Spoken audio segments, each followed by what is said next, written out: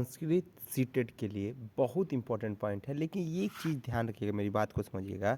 आप इसको रट के बस पेपर को मत सॉल्व करिएगा। इसको पहले एक पेज पे लिख लीजिए और उसके बाद सॉल्व पेपर खोल लीजिए और इसी के आधार पे सॉल्व करिए।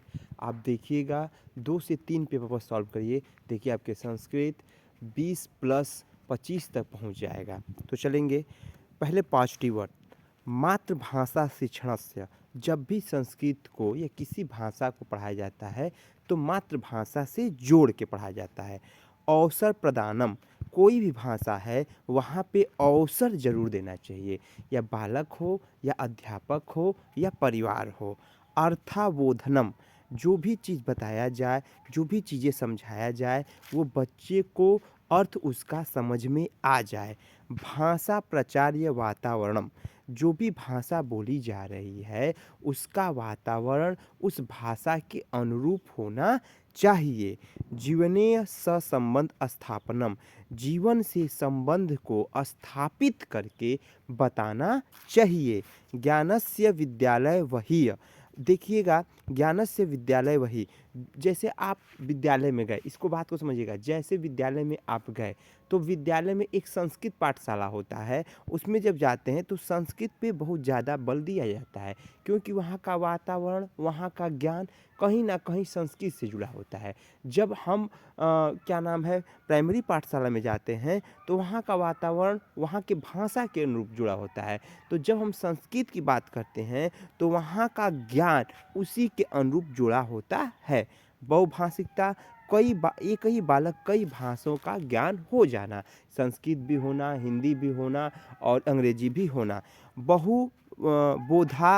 बोध्यानुतरणीकरण, बोध के द्वारा या बुद्धि के द्वारा उसका प्रयोग करके उस आचरण को, उस संस्कृत को, उस भाषा का ज्ञान होना।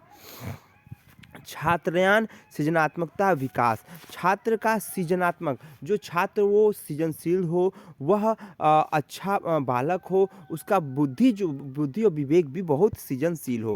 प्रोत्साहनम, बालक को प्रोत्साहित करके उस भाषा का ज्ञान देना। स्वानुभूति प्रकटनाम छात्र अवसरे दताप, मतलब सहानुभूति के द्वारा उस बालक को जो भी सिखा रहे हैं, अवसर दे रहे हैं, उसे प्रकट करके बताएं।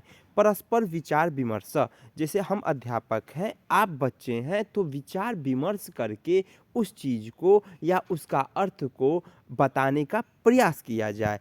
पाठ रुचिवर्धनम, जब भी पाठ पढ़ाया जाए उसमें रुचि उत्पन्न करके पढ़ाया जाए। जब रुचि उत्पन्न करके पढ़ाया जाता है तो वह पाठ बहुत अच्छा लगता है और पढ़ने में मन भी लगता है। प्रत्येकः बालकस्य भाषागृहम् जन्मजात शक्ति आसीतः, यह चोम्स्की ने बोला था कि हर बालक का जो भाषा होता है वो जन्मजात ही ग्रहण होता है। इसमें एक बात ध्यान रखेंगे, जब भी भाषा की बात आती है तो चोम्स्की साहब कहते हैं कि भाषा ज्ञान आसीत मातृभाषा आसीत, मतलब मातृभाषा के द्वारा उसका ज्ञान और भाषा दोनों आता है। विभिन्न गतिविधियाँ, जब भी बालक को पढ़ाया जाए, क्योंकि प्राथमिक की बात हो रही है, तो वहाँ पे बालक को गतिविधि के द्वारा पढ़ाया जाए जिसके द्वारा उसका ज्ञान जो हो अस्थायी हो जाए। सुव्यवस्थीय प्रयोग आसीत, उसको व्यवस्था के रूप से उसका प्रयोग बना के उसकी अवस्था के अनुसार बताने का प्रयास किया जाए।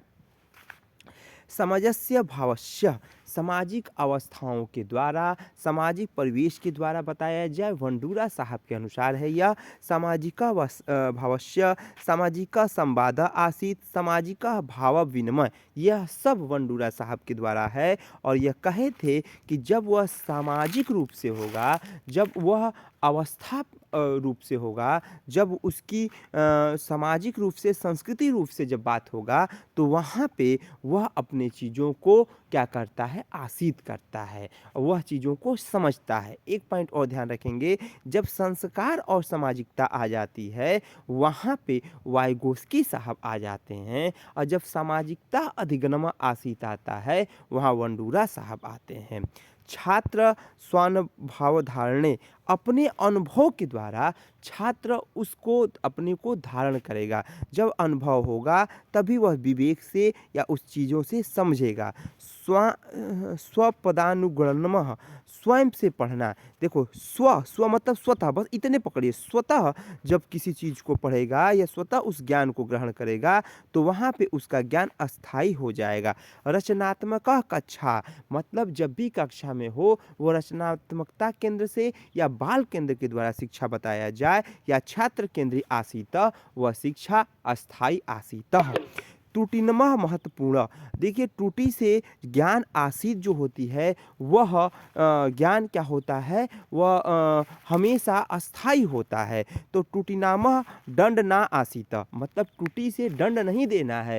त्रुटि से ज्ञान धीरे धीरे वह अस्थायी हो जाएगा। जिज्ञासा सक्रिय, जब बालक या बालिका सक्रिय और जिज्ञासु हो तो वहाँ से भी उसका ज्ञान अस्थायी होता है। वह आपके जो भी पॉजिटिव टैग वर्ड थे, अब निगेटिव, ये दोनों को नोट करिए और पेपर को सॉल्व करिए। हर क्वेश्चन आप करने के लिए सक्षम हो जाएंगे। अनुउत्तराय निर्धारण, यह पॉइंट एकदम गलत है।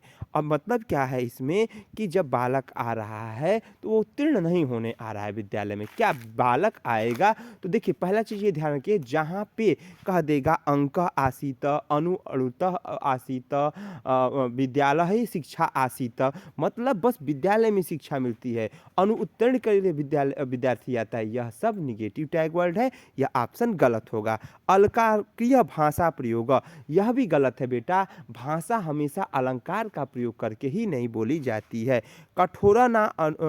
कठोरानुशासन, बालक को कभी अनुशासन नहीं दे के पढ़ाना चाहिए, यह भी ऑप्शन गलत है।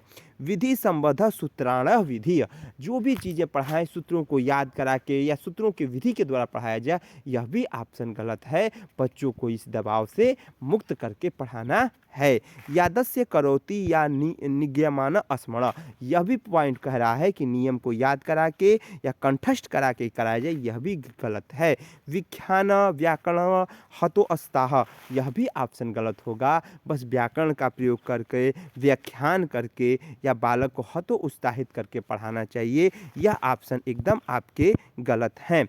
स्मृतीय निष्क्रियता, सीमित निष्क्रियता मतलब क्या हुआ कि यहाँ पे क्या हुआ, सीमित रूप से बालक को पढ़ाना, निष्क्रिय रूप से पढ़ाना, यह टैग जो है वो गलत है। बच्चे को ऐसे नहीं पढ़ाना है।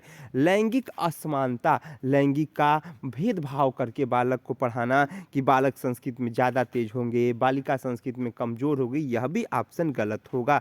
छात्र कोरा स्लेटा आसीत, यह गलत बात है। जब भी बालक आता है अपने घर से तो कोरा स्लेट नहीं है बेटा, कुछ ना कुछ ज्ञान को वह प्रकट करके ही आता है या लेके आता है। सॉरी। पाठ पुस्तक अध्यापिका केंद्र आसीत, यह भी ऑप्शन गलत होगा। बस बच्चे पाठ पुस्तक से या अध्यापक के केंद्र से पढ़ते हैं, यह भी ऑप्शन गलत है। बच्चा कुछ पूर्व ज्ञान आसीत, मतलब पूर्व ज्ञान को जोड़ के से पढ़ता है, यह बस अध्यापक और पाठ पुस्तक से ही नहीं होता है। प्रोत्साहित ना आसीत, यह भी ऑप्शन गलत है क्योंकि बालक को प्रोत्साहित करना है।